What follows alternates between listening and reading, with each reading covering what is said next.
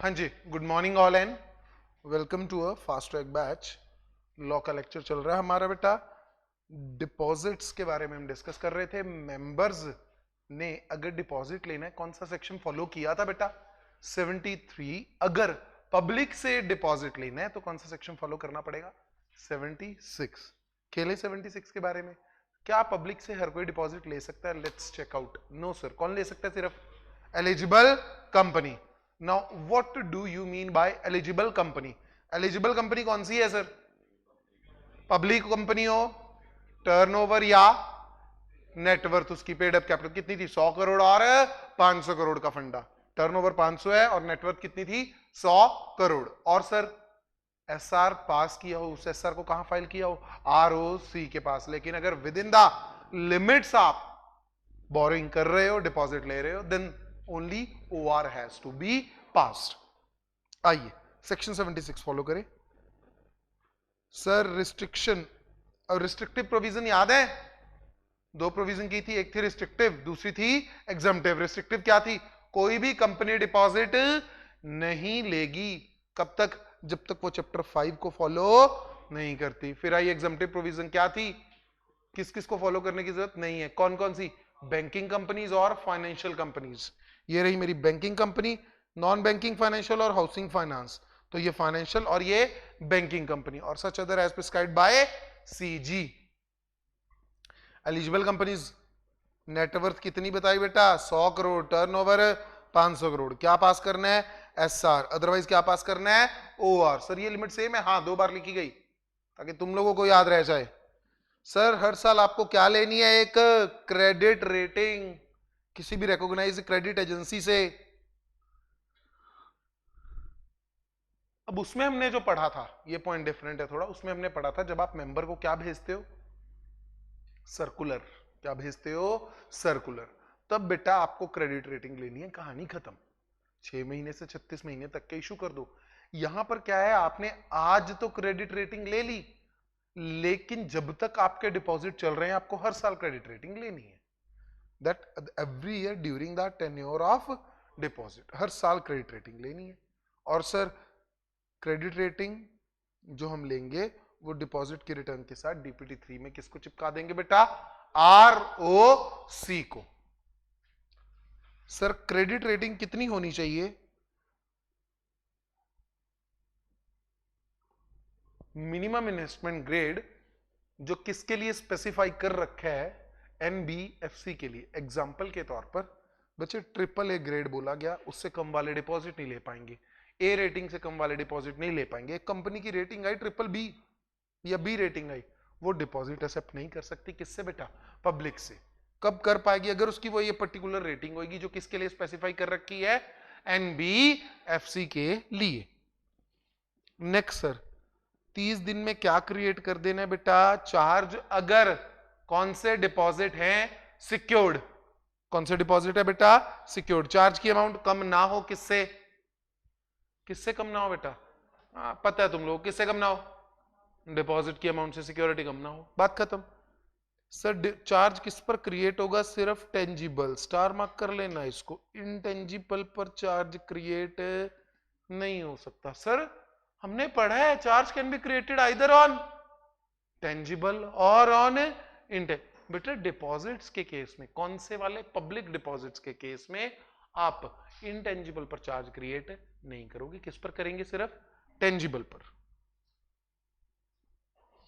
बाकी point sir, intangible पर create ना करना, वैल्यू ऑफ सिक्योरिटी सफिशिएंट हो, मार्केट वैल्यू को असेस करवा लेना रजिस्टर्ड वैल्यूअर से, ट्रस्टी के फेवर में सिक्योरिटी क्रिएट हो जाएगी। फिर ये सर्कुलर की बातें, एडवर्टीजमेंट की बातें, वेबसाइट पर भी सर्कुलर छपवा देना 30 दिन पहले। एडवर्टीजमेंट को इशू करने से पहले सर आरओसी के पास सबमिट करना है। वैलिडिटी ऑफ द सेम जो आप कर चुके हो। फ्रेश एडवर्टीजमेंट, हर साल एक फ्रेश एडवर्टीजमेंट देनी पड़ेगी। नया साल नया माल, याद आ गया? नेक्स्ट इफेक्टिव डेट, जिस दिन एडवर्टीजमेंट अखबार में आई या जिस दिन सर्कुलर डिस्पैच हुआ, रिसीव वाली डेट वास्ट हो जाएगी। वो डेट मान के चलेंगे कि वैलिड डेट है। किस चीज की बेटा? एडवर्टीजमेंट की। मैक्सिमम डिपॉजिट्स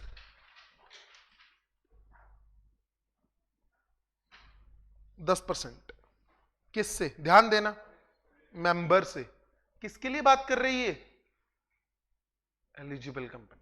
किसके लिए बात कर रहा है? Eligible company. Other than members. बेटे टोटल लिमिट कितनी थी याद करो? 35। 35 में से 10 कौन ले गया? मेंबर। कितने बचे?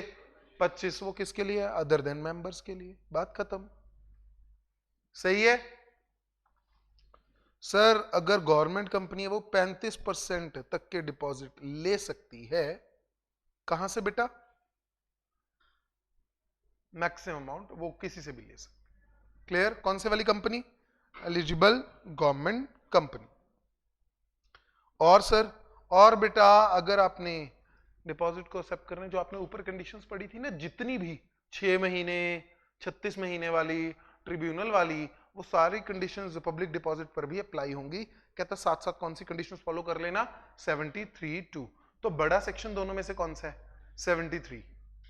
76 ने बोला जो कंडीशन में स्पेशल बता रहा हूं वो तुम्हारे ऊपर लग जाएंगी, बाकी आप क्या फॉलो कर लेना? 73। आइए ये देखिए स्टडी मटेरियल में क्वेश्चन साफ साफ क्रेडिट रेटिंग के बारे में बताइए। ये 120 करोड़ के बारे में।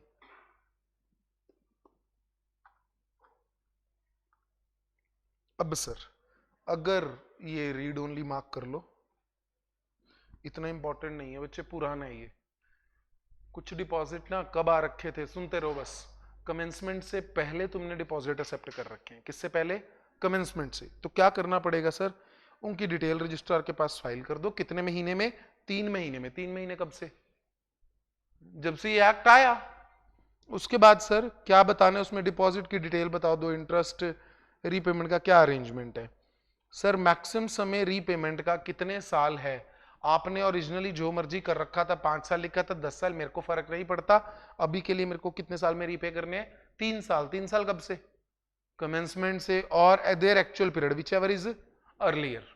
एक्चुअल पीरियड उनका बाकी है, मान लो 2015 में ड्यू है, तो कब पेमेंट करनी पड़ेगी? 2015 में।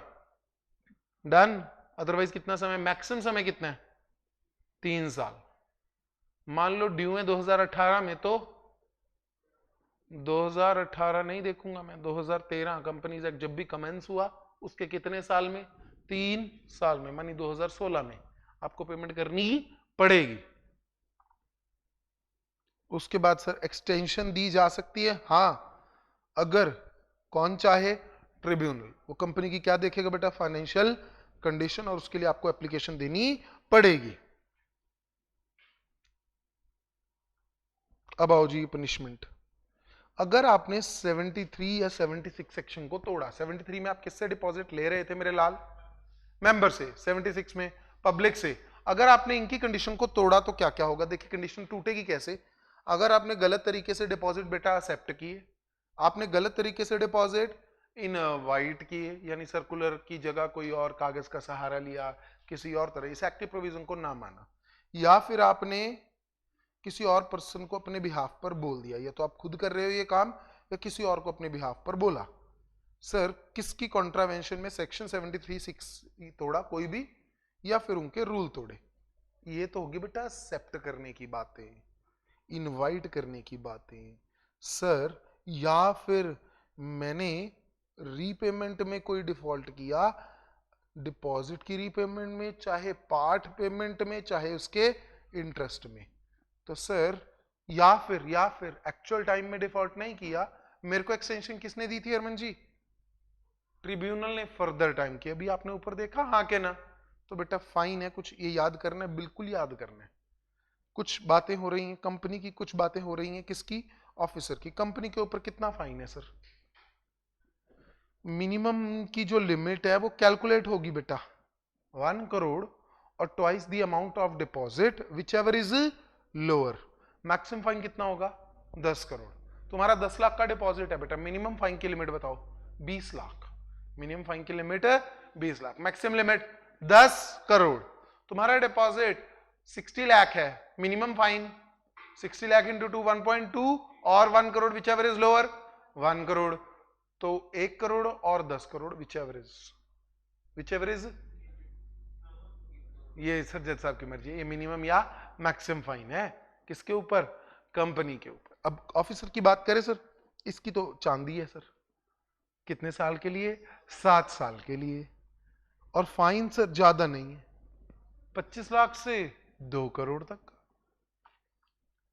खत्म जी सर। ये चैप्टर समाप्त हो चुके। ये देखिए डीपीटी 1 में क्या आया था मेरे लाल? क्या आया था बेटा? सर्कुलर। कौन सा? एडवर्टीजमेंट वगैरह। डीपीटी 2 में ट्रस्ट डीड। कौन सी trust deed? Deposit trust deed. DPT 3 में रिटर्न। किस चीज की? कौन कौन सी अमाउंट को तुमने डिपॉजिट माना, किस किस को नहीं माना। देन 4, जो अभी सेक्शन नहीं किया था, जब एक्ट कमेंस हुआ उस समय जो डिपॉजिट पड़े थे उनके बारे में। क्लियर है? स्टार्ट करें आगे बेटा। Chapter number 6।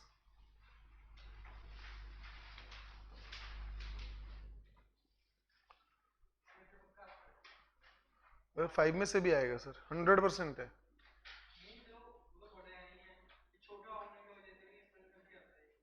गिने चुने क्वेश्चन है, देख लो। चार्ज का मतलब सभी को पता है कि नहीं?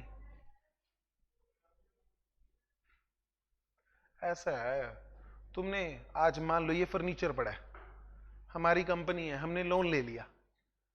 इस फर्नीचर के ऊपर जो लोन लिया बेटा, वो हमें पता है ये बात, या जिसने हमें पैसा दिया उसको पता है?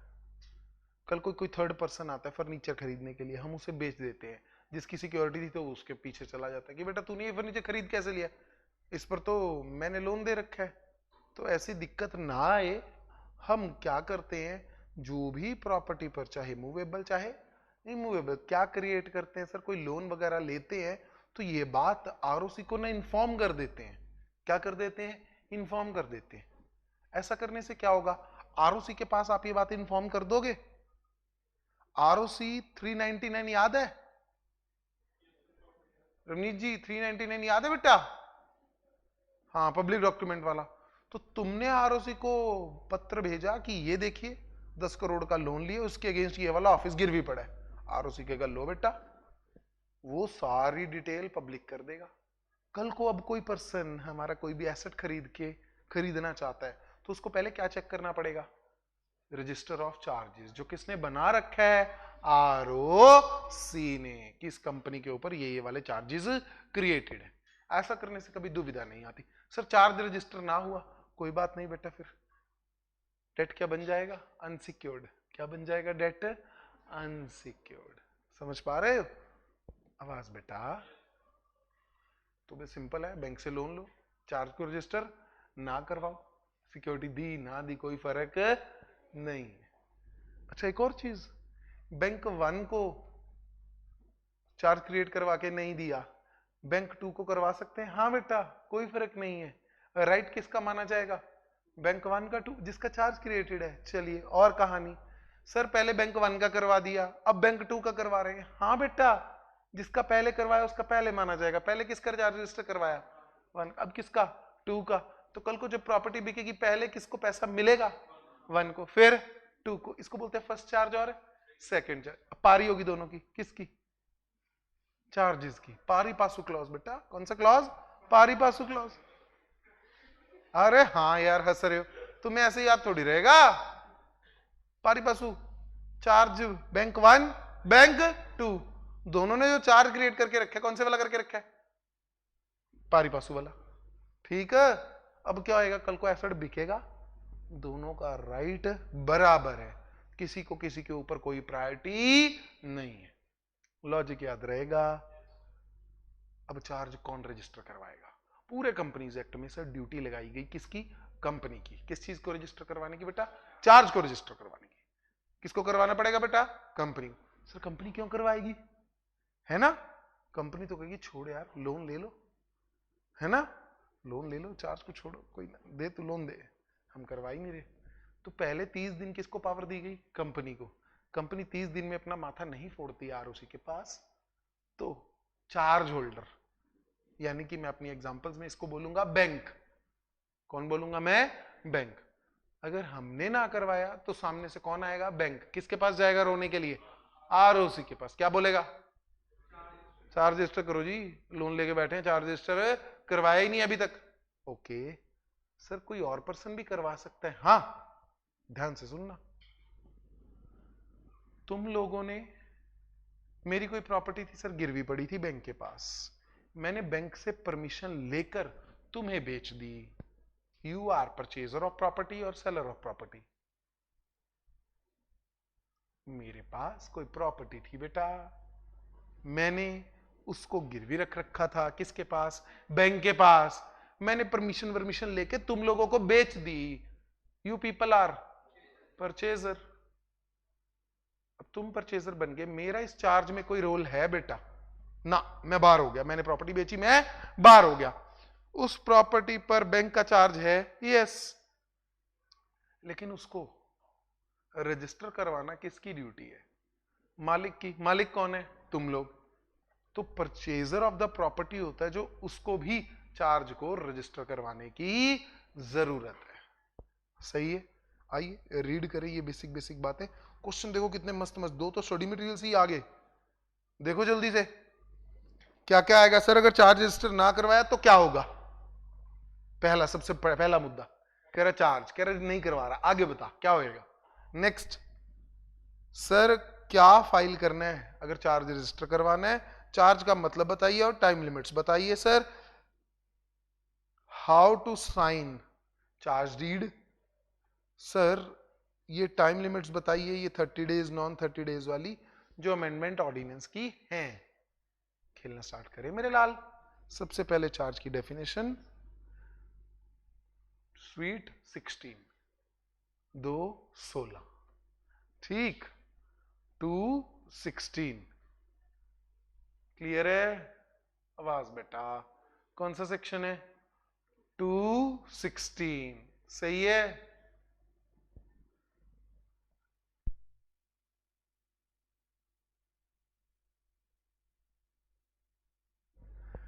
नेक्स्ट, चार्ज का मतलब इंटरेस्ट और लियन। सर बस आ रही है हमें, बहुत ही बढ़िया बेटा। चार्ज का मतलब क्या क्रिएटेड है तुम्हारा? इंटरेस्ट क्रिएटेड है, या क्या? लियन है। किसमें? किसमें किसमें बेटा? या तो प्रॉपर्टी में या एसेट्स में। किसके?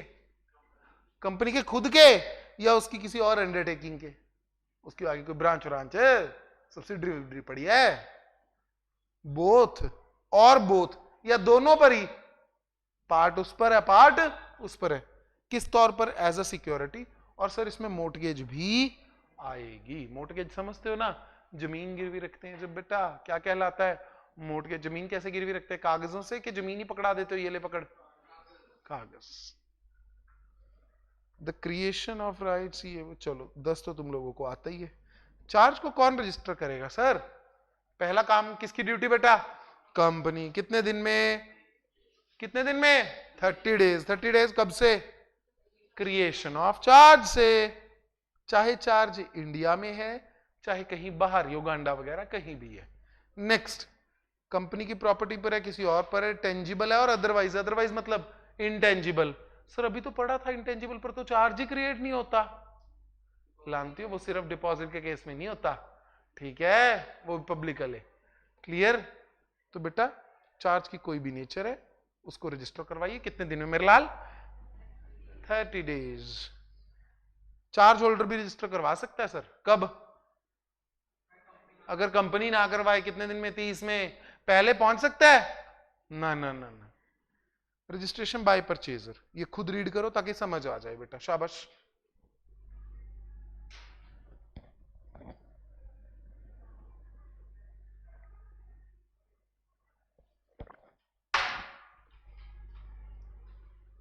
पता लगा? वही है जो डिस्कस किया था। कंपनी ने प्रॉपर्टी परचेज करी जिस पर चार्ज ऑलरेडी क्रिएटेड है, तो बायर को ये चार्ज को अपने नाम पे रजिस्टर करवाना पड़ेगा इंस्टेड ऑफ सेलर। कैसे करवाएं सर रजिस्टर? कैसे करवाओगे? जो तुम दोनों का एग्रीमेंट हुआ है, किस किस का? बोरोअर का और लेंडर का। तुम दोनों का एग्रीमेंट हुआ है, प्लस एक चार्ज डीड, दोनों साइन करो। दोनों साइन करो और भेज दो किसके पास? आरओसी के पास। पढ़ो, particular of charge in prescribed form. In prescribed form. कौन सा ये प्रिस्क्राइब्ड फॉर्म?